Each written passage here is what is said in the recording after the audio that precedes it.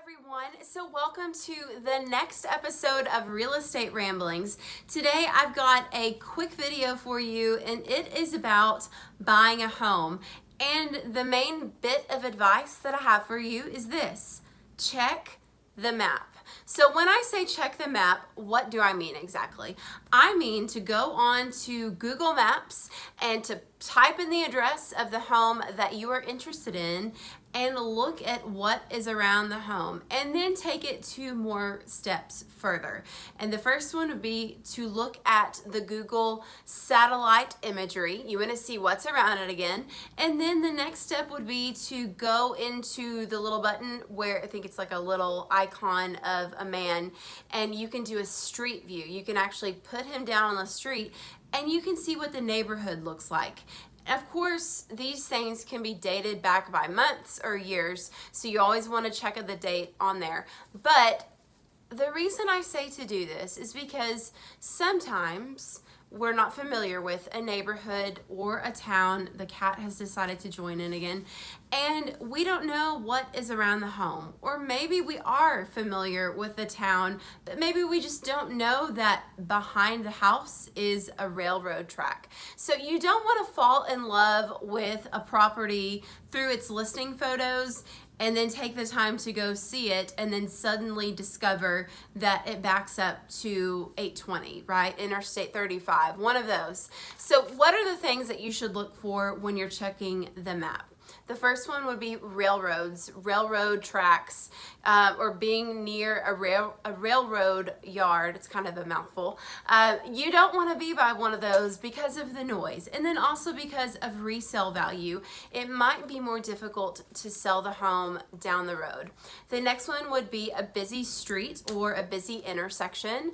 I actually have experience with this because we live by 2 busy streets, actually the intersection of 2 busy streets. And when we moved in, it was just 1 busy street. So that's changed in the time that we've lived here. But I was able to use that to my advantage to get my property taxes lowered. So, if you're willing to deal with that, you might be able to use it as an argument to get your taxes lowered with the appraisal districts. But it is something to consider for resale value as well. Actually, all of these are.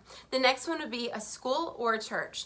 So a lot of people have a pleasant idea of living by a school or a church. They think, especially with a school, oh, it's endearing, the kids are playing and everything. But remember, along with schools and churches come a lot of traffic. So you've got to put yourself into the thinking of, oh, it's going to be heavy traffic, during the school year at 8 o'clock in the morning, probably 3:30 in the afternoon, or with a case of a church on the weekends and maybe on Wednesday nights. So you've got to really decide, do you want to live with the heavy traffic? And then the next one would be a shopping center or a convenience store. So I actually had a lady that was interested in a home, and it backed up to a field. And upon further research, we discovered that it was zoned. You want to check the zoning map as well, that it was zoned for retail space. And she decided not to make an offer because of that. And I'm so glad she did, because she actually reached out to me, I don't know, maybe a year later, and said, I'm so glad that we didn't go with that house because there is now a 7-Eleven in what would have essentially been her backyard. So check the zoning map as well.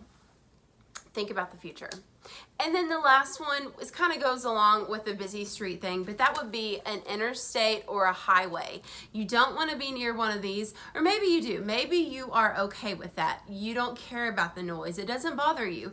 But just remember, someday you will be selling your home, and someday that road noise may be worse, and it might matter a lot to a potential buyer. So keep that in mind. Check the map, and always check the zoning maps. If you need help with a zoning map, that's something that a realtor can help you with, or we can even help you find out who owns the property, because maybe that's a big hint on what might happen to that big empty field, 3 years down the road. So thank you so much for watching.